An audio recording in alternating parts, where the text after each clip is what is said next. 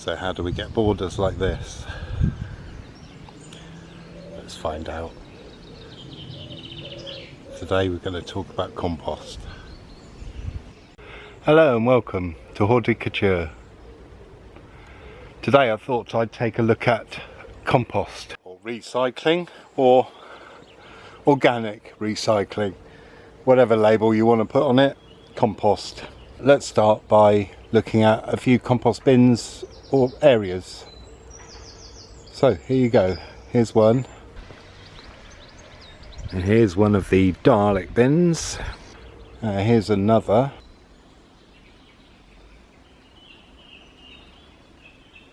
and here's some more.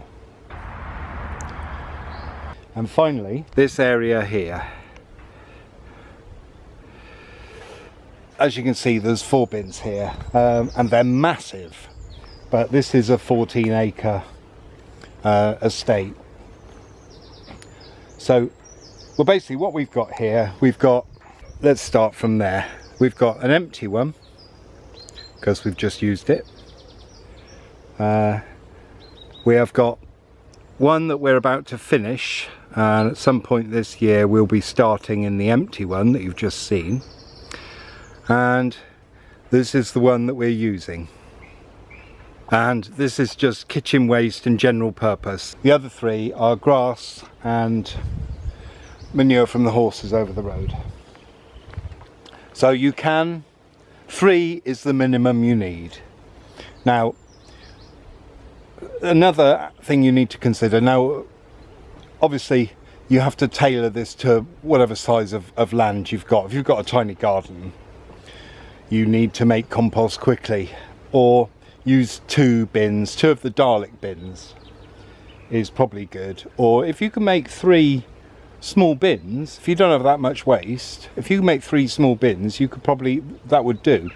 The reason 4 is ideal is because you have 1 bin empty all the time that you turn the one of them into. So we don't do any turning here, and it doesn't seem to make any difference. You know, it takes a couple of years, well, it'll be 3 years before we get to that one. So it takes a while for it to rot down. As you can see, I mean, we haven't used half that this year. We do have leaf bins as well, but we mulch the whole garden in it and anything else that we need to. So you can get away with 3 bins. I mean, obviously, if you've got a tiny place, you'll only use 1. But what that means is you have to make sure that rots down.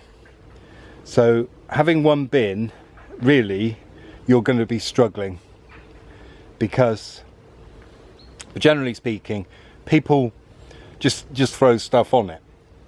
Now, if you've only got the 1 bin, you want to make sure everything's cut up into tiny pieces, because otherwise it won't break down.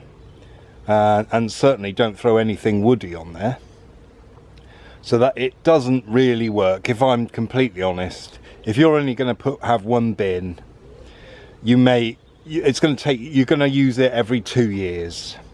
So you'll have a year of not having it, so you'll have to buy some in. But if you're going to the expense of, and that, like, the extra hassle, the effort, not the extra hassle, but the effort to get a compost bin or a compost area, then you're obviously got enough stuff to throw on it.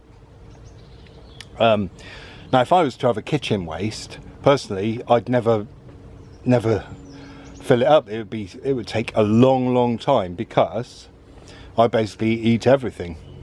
If I cut off the ends of the carrots, I only cut off literally the very end, a few millimeters. Nothing gets wasted with me. I eat the lot. You know, if I'm going to take the outer leaves off Brussels sprouts, I'll only take a few, just the ones that cover it. There are things that you can use to speed up your compost, but I don't know if I can recommend them or not, because I've never used them, never had to, so I've no experience. There are people who put carpet on top of the heap to keep it warm, but again, as you can see here, you know, we haven't got anything covering these. But what we do have is that thick mesh. thick solid mesh, but again it's only open at the back. Ideally with these you'd need a mesh tube or a few mesh tubes in the middle just to get air down in the middle, but it's a bit of a faff to do that, so we don't, and like I said, we don't really need it. I mean, if you have a look at this compost, you know, I mean, what's wrong with that? That's absolutely perfect, just like your fudge cake. And if it looks like a chocolate fudge cake, then you've got perfect compost.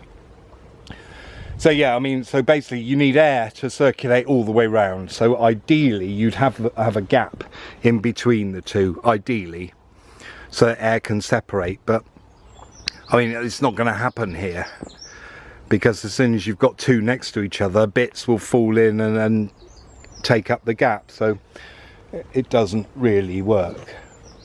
So yeah, so basically you're looking at, well, 2 years to rot down, really, unless you're going to cut everything up fine or chip it, in which case if you're going to chip it you could probably do it in a year.